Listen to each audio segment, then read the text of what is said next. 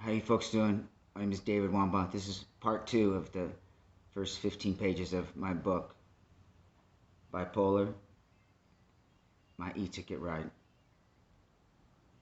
I left off here. Uh,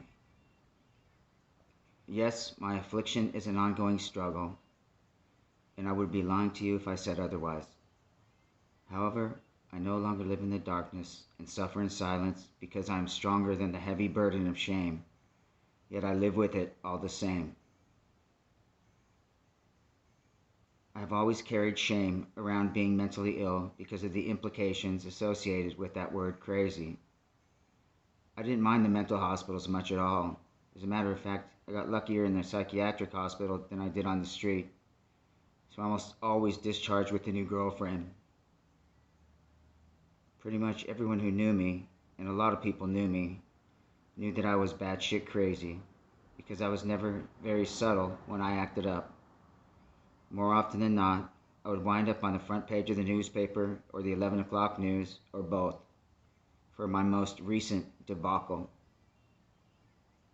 So it was no secret to anyone that I had some major behavioral problems, but I never attributed any of my behavior being the result of my bipolar disorder. I thought I was just maladjusted, had some entitlement issues, with a severe drinking problem, and affluenza. Affluenza is not in the DSM-5 as being a recognized mental illness. It's a condition that rich kids get.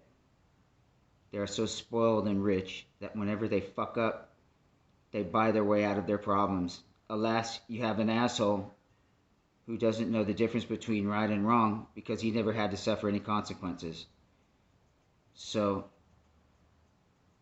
how could they possibly know the difference between right and wrong? And why would they care to know the difference? Good and bad? Who gives a shit when you can replace any uncomfortable feeling with a new Ferrari or a trip to Tahiti? So I didn't really mind the mental hospitals, and I didn't really mind that everyone knew I was deranged. But what used to bother me so much was the people in society who didn't know me, those who judged me solely based on my rap sheet, perceived me as being mentally and emotionally crippled, deranged, afflicted, to be feared, and less of a human being than my fellows. They didn't know I had potential. They didn't know I had feelings.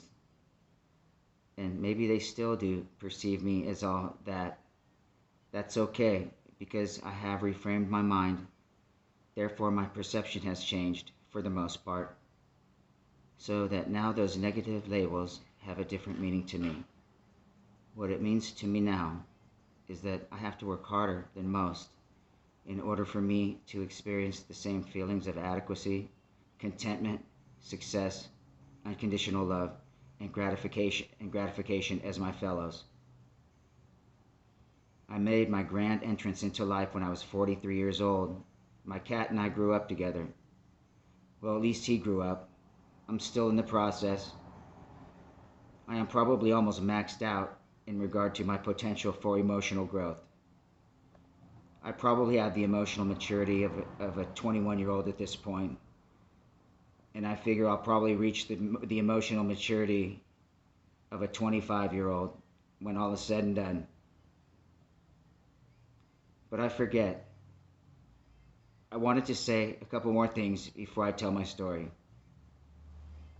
One objective that I had that motivated me to write this book was because I want to open the eyes and minds of mental health professionals who work in the drug rehab industry to achieve a greater understanding, insight, and consider different modalities of treatment for those individuals who have a primary issue of mental illness and a secondary issue of addiction, people like me, so that the population